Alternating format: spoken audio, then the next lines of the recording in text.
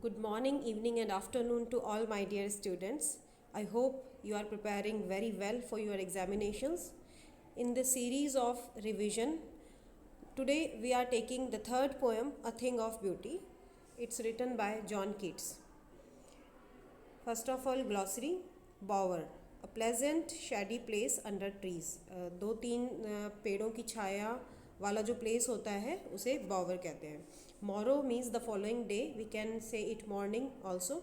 Wreathing means sound, surround and circle.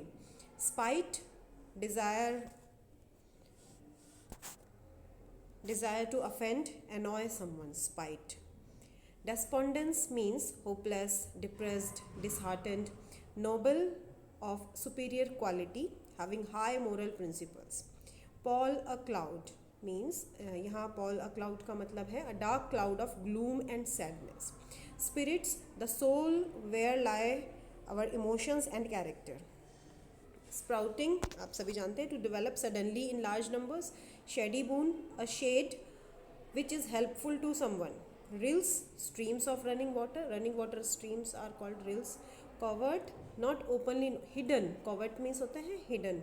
Grandeur means so as to impress. Magnificence, magnificent. Grandeur means magnificent. Doom's last day of existence. Immortal, living forever. Heaven's brink means the door of God's home. Gloomy, sad. Boon, blessing. Break means a process to slow down. Grandeur, high rank or socially important. We have already discussed this. Mighty, enormous. Brink, age. Now come to the central idea of the poem. The central idea is a beautiful object provides us joy forever. Poet कह रहे हैं कि जो beautiful things होती हैं वो हमें हमेशा जॉय देती हैं. This happiness never fades into nothingness. ये कभी भी कम नहीं होता but increases whenever we watch it और think of it. Beauty is a heavenly tonic, या फिर कह सकते हैं beauty is a heavenly drink, an endless fountain of nectar. This beauty comes in different forms: a tale, a poem, a play, a lovely object of nature, or the heavenly bodies. It gives us peace of mind and health of the body. It removes sadness from our lives and gives an everlasting joy. So this is the central idea of this poem. You have to learn central ideas of all the poems and all the chapters. Now come to the message of the poem. Keats. Keats was a lover of nature. It should be a. Keats was a lover of nature. In this poem Keats refers to the powers of nature. He appeals mankind to realize these powers and make his life enjoyable and worth living. He tells us how a thing of beauty provides eternal joy to us. Then the appropriateness of the title of the poem. appropriateness का question आपके board exam में आ जाता है 2 marker में. The title is appropriate as the poet is talking about things of beauty that give us unending joy. Thing of beauty that gives us unending joy. He mentioned so many beautiful things like the sun, the moon, the cool clear streams, trees, the daffodils and the musk roses. All these things are like heaven's drink that gives us joy and happiness. So this is the appropriateness of this title. Main points, let's revise quickly. Based on a Greek legend, the poem is an excerpt from Endymion. Endymion is written by John Keats. It's a long poem, and this poem, A Thing of Beauty, is an excerpt from this long poem, and the poem is based on a Greek legend. According to the poet, a beautiful thing is a constant source of joy. हम पढ़ चुके हैं. Its loveliness never ends but increases forever.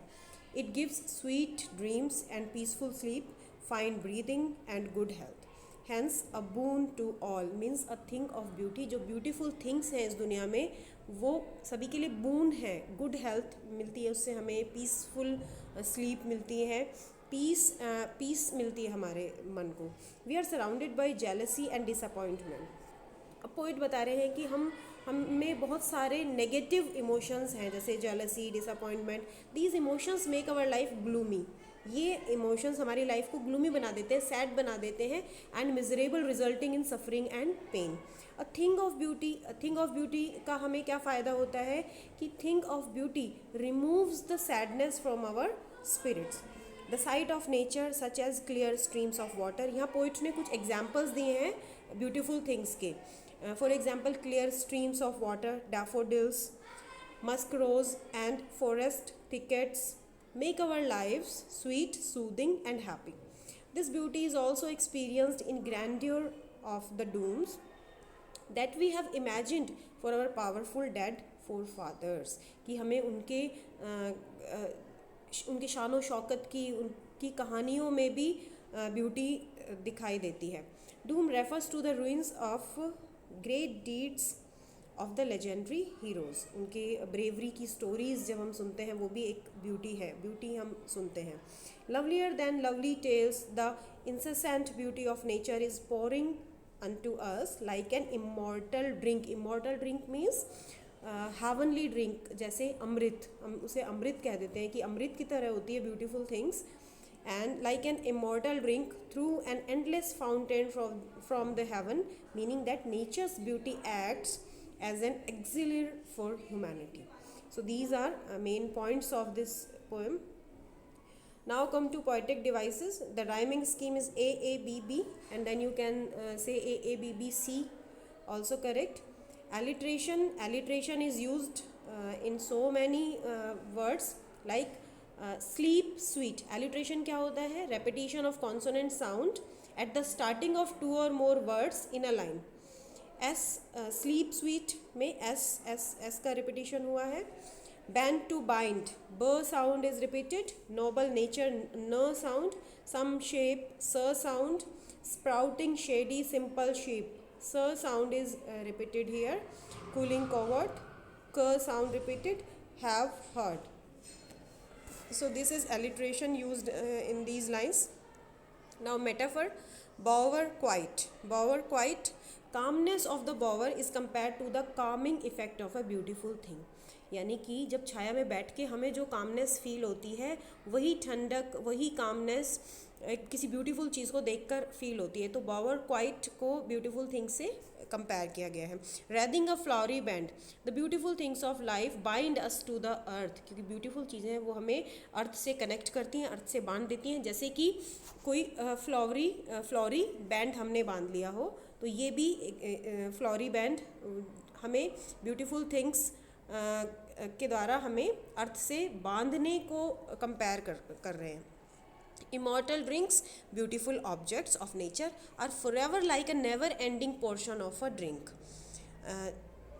So these are a metaphor, a bower quiet and rathing a flowery band. You have to remember in which phrases metaphor has been used for this poem. Immortal drink.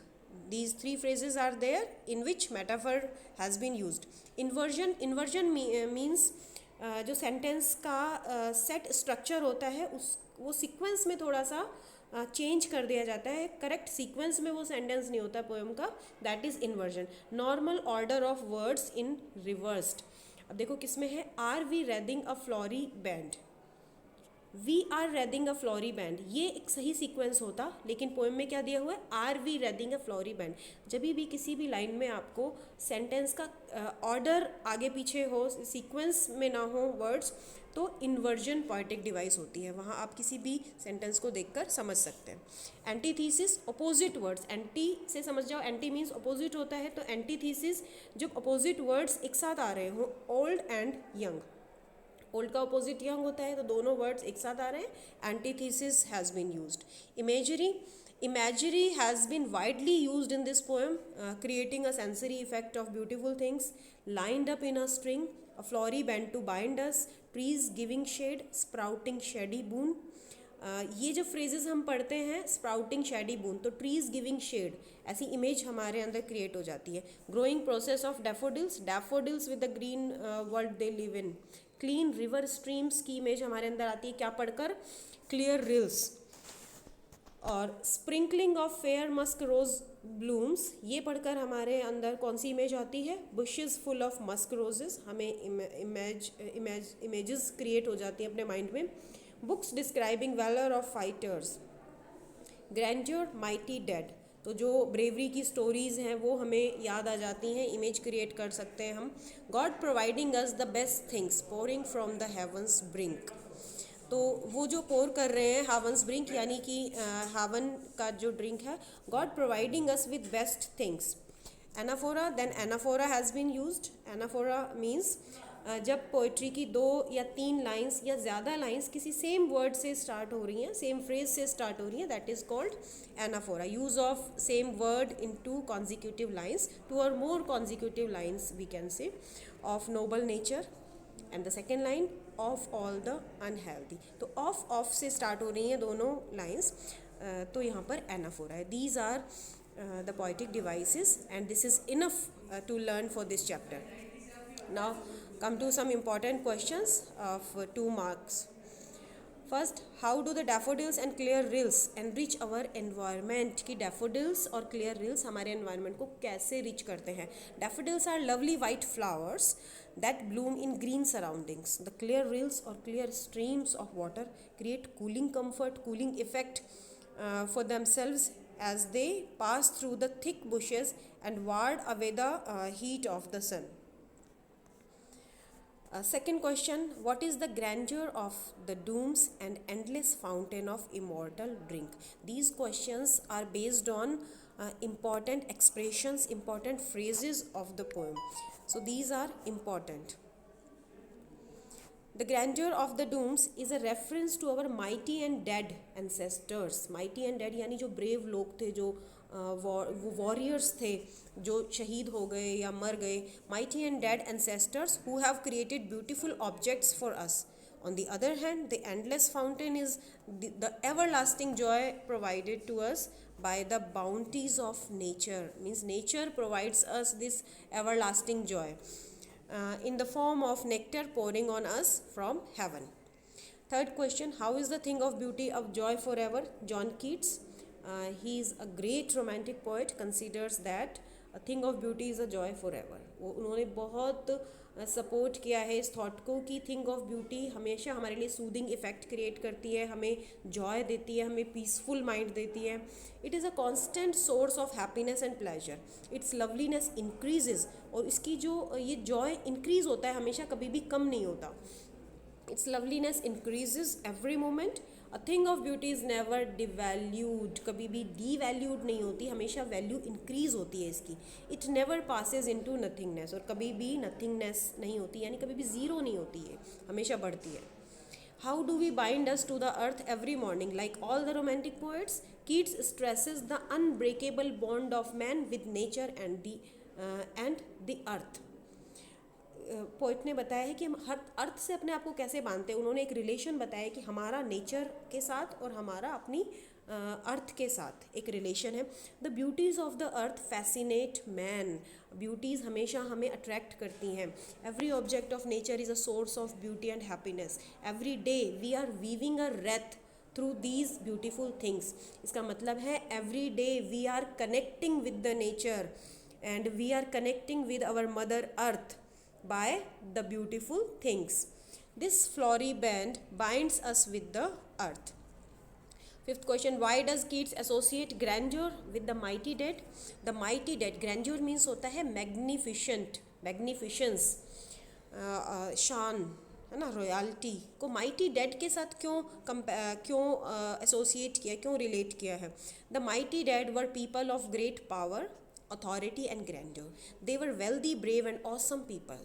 They are dead in their grave, but their grandeur and glory survives. उनकी glory अभी तक survive कर रही है. It is believed that they will be handsomely rewarded on the doomsday. Doomsday यानी कयामत का दिन, हिंदी में हम कह सकते हैं कयामत का दिन, the end of the world, the day of the end of the world, doomsday कहते हैं उसे. 6. Mention any 2 things which according to Keats gives us pain and suffering. कौन सी 2 चीज़ें बताई हैं जो हमें सफरिंग देती हैं? According to Keats, man suffers from pain and suffering due to the inhuman dearth of noble natures.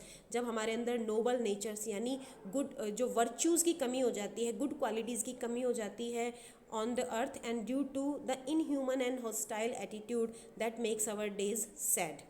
कि जब डर्थ ऑफ नोबल नेचर्स यानी जब हमारे अंदर अच्छी qualities, good qualities, noble qualities की कमी हो जाती है तो सैडनेस होती है हमारे अंदर। And due to the inhuman and hostile inhuman attitude, हमारे अंदर ह्यूमैनिटी ना होके इनह्यूमन एटीट्यूड हो जाता है, that makes our days sad and darkness our ways with distress and wretchedness. So these are some important questions of this poem. I hope this video will be beneficial for your exams point of view. I think if you are learning these notes, there is nothing to learn anything else, and this will help you a lot. So goodbye, have a nice learning.